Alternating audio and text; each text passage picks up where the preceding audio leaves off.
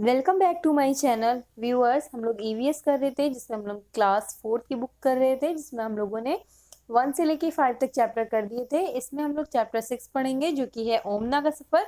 अगर आप सीटेट की तैयारी कर रहे हैं और आप ईवीएस पढ़ना चाहते हैं तो इस वीडियो को ज़रूर देखें। इसमें हम लोग चैप्टर 6, 7, 8 तीनों चैप्टर पढ़ेंगे। चैप्टर 6 जो है वो है ओमना का सफ़र। चैप्टर जो 7 है वो है खिड़की से। चैप्टर जो 8 है वो है नानी के घर तक। यानी कि ये जो तीनों चैप्टर हैं वो एक ही है, क्योंकि जो ओमना है उसका सफ़र स्टार्ट होता है ट्रेन से चैप्टर 6 से, और चैप्टर जो 8 है वो नानी के घर तक, यानी कि वो नानी के घर जाना चाहती है, तो वो चैप्टर 8 में जाके पूरा कंप्लीट हो जाती है जर्नी। तो तीनों चैप्टर एक ही हैं। इसमें मैं आपको बहुत ही शॉर्ट में बता रही हूँ कि जो चैप्टर 6 है वो है ओमना का सफ़र। बेसिकली दो लड़की, इसमें जो एक लड़की है वो है ओमना और जो सेकेंड लड़की है वो है राधा। ये दोनों बहुत ही बेस्ट फ्रेंड है, सहेलियाँ थी, बहुत एक्साइटेड है, बहुत ही एक्साइटेड थी कि वो लोग जाने वाली थी केरला। केरला एक साथ। लेकिन जो राधा थी उसके पैर में चोट लग जाती है, उसके पैर की हड्डी टूट जाती है, जिस वजह से वो नहीं जा पाती है।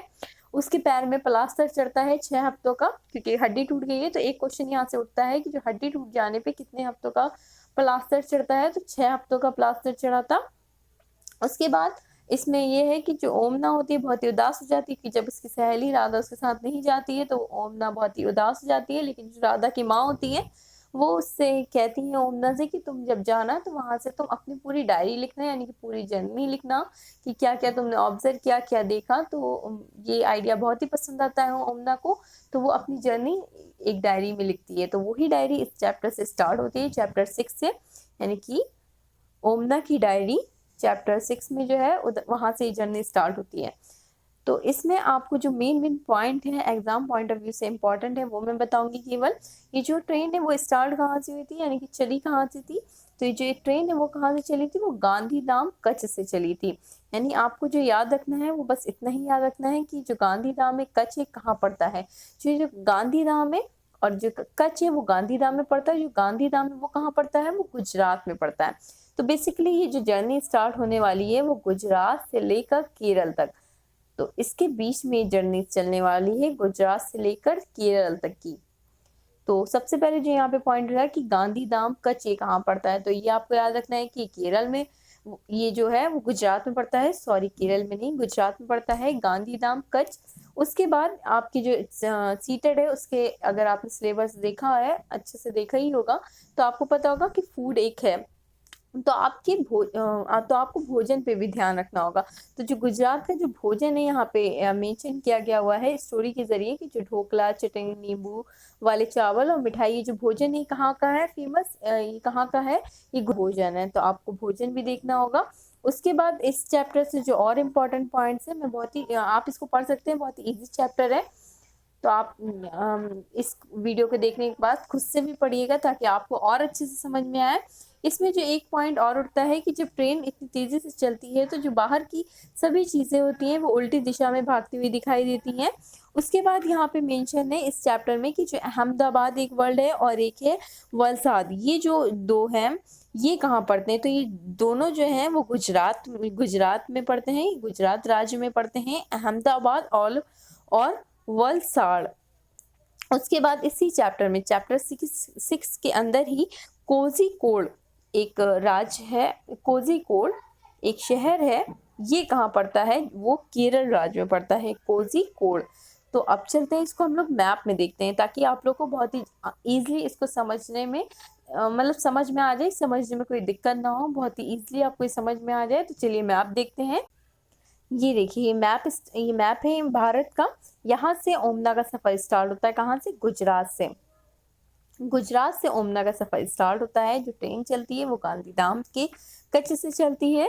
गुजरात से कहाँ जाना होता है ओमना को, अपनी नानी माँ के घर, जो कि पड़ता है केरल में। तो यहाँ उसको पहुंचना होता है। तो जब गुजरात से वो जाती है तो गुजरात में अहमदाबाद पड़ता है, वलसाड़ पड़ता है, आपको ये याद रखना है। गुजरात का मैप देखते हैं हम लोग। ये देखिए ये है गुजरात का मैप। गुजरात में कच्छ पड़ता है, आपको याद रखना है, गांधीधाम पड़ता है, अहमदाबाद पड़ता है और वलसाड़। इस चैप्टर में जो जो जगह के नाम बताए हैं उसको हाईलाइट कर रही हूँ। वलसाड़, बलसाड़, अहमदाबाद,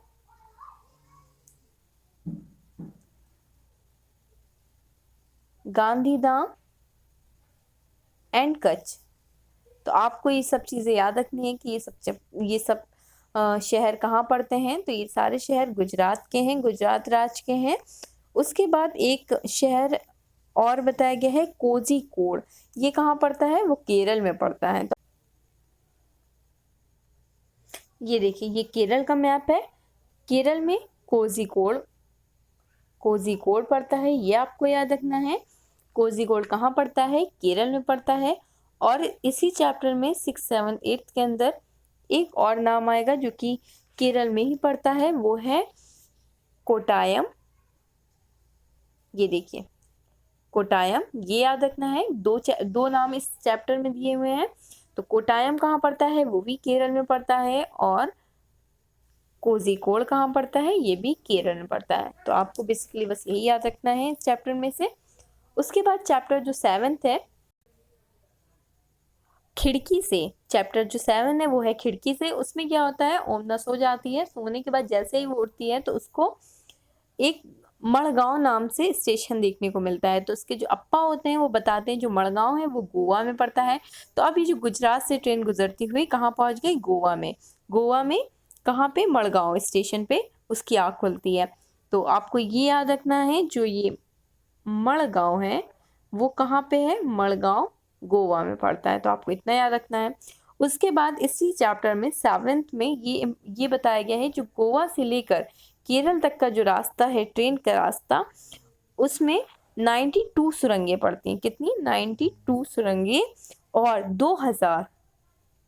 2000 पुल पड़ते हैं। तो आपको ये याद रखना है कि गोवा से केरल तक के रेल के रास्ते में 92 सुरंगें और 2000 पुल हैं। केरल में एक शहर है जिसे कहते हैं कोझिकोड, जो कि अभी आपको हमने मैप में दिखाया है। कोझिकोड, इसे कैलीकट भी बोलते हैं, कैलीकट। तो आपको ये याद रखना है। जो मेन पॉइंट है वो मैं बता रही हूँ। उसके बाद एक क्वेश्चन उठता है चैप्टर 7 में कि गुजरात से लेकर केरल तक के रास्ते में कौन कौन से राज्य पड़ते हैं। तो गुजरात से लेकर केरल तक के रास्ते में महाराष्ट्र पड़ता है, गोवा पड़ता है, कर्नाटक पड़ता है। तो आपको ये याद रखना है कौन कौन से पड़ते हैं। तो महाराष्ट्र पड़ता है, गोवा पड़ता है, कर्नाटक पड़ता है। एक ये क्वेश्चन उठता है। उसके बाद आपको ये भी याद रखना है कि इसमें इसी चैप्टर में भाषा के बारे में बताया गया है। तो सबसे हम लोग भाषा देखते हैं कि कौन सी भाषा कहाँ बोली जाती है। जैसे मलयालम है, कोंकणी है, मराठी है, गुजराती है, कन्नड़, कहाँ कहाँ किस किस राज्य में बोली जाती है उसको देखते हैं। मलयालम जो है वो है केरल राज्य में बोली जाती है भाषा। कोंकणी कर्नाटक, महाराष्ट्र, केरल और गोवा में। मराठी महाराष्ट्र में, गुजराती गुजरात में, कन्नड़ कर्नाटक, आंध्र प्रदेश, तमिलनाडु और महाराष्ट्र में। इस तरह से आप भाषा जरूर ध्यान में रखें कि कौन से राज्य में कौन सी भाषा बोली जाती है। देन एक और पॉइंट आपको याद रखना है इसी चैप्टर 7 में, जो मलयालम में जो वलियम्मा, वो माँ की बड़ी बहन को कहते हैं, और आमूमा ये अपनी माँ की माँ यानी कि नानी माँ को बोलते हैं। तो आपको ये याद रखना है पॉइंट 1। देन चैप्टर 8, अब वो चैप्टर 8 में यानी कि उसका सफ़र कंप्लीट होता है, वो केरल पहुंच जाती है। केरल में कहाँ पे उसे जाना होता है? उसे जाना होता है कोटायम में, जो कि केरल पड़ता है। तो उसके बाद उसे नानी माँ के गांव तक जाने के लिए, यानी कि केरल के कोई गांव में जाने के लिए उसे एक नदी पार करनी होती है। नदी पार करने के लिए वहां पे फेरी नाम की नाव चलती है। तो आपको याद क्या रखना है, फेरी क्या है? फेरी एक प्रकार की नाव है जो कि केरल राज्य में चलती है। देन उसके बाद इसी चैप्टर में ट्रेन के टिकट से रिलेटेड बताया गया है कि ट्रेन की टिकट में क्या क्या होता है। तो ट्रेन की जो टिकट होते हैं उसमें ट्रेन का नंबर दिया होता है, सफ़र शुरू होने की तारीख दी होती है, बर्थ का नंबर यानी कि जो आप रिजर्वेशन कराते हैं तो आपको कौन सी सीट अलॉट हुई है, मिडिल हुई है, अपर हुई है या फिर लोअर हुई है, तो कौन से बर्थ उस यानी कि आपको कौन सी सीट नंबर आपको बताया जाता है। किराया कितना लगा है उसके बारे में बताया जाता है। कितने किलोमीटर आप सफ़र तय कर रहे हैं उसके बारे में मेंशन होता है। तो इस तरह से तीनों चैप्टर कंप्लीट हो। अगर ये वीडियो अच्छी लगी हो, आपके लिए हेल्पफुल हो, तो प्लीज़ इसे लाइक करें, मेरे चैनल को सब्सक्राइब करें और शेयर करना ना भूलें।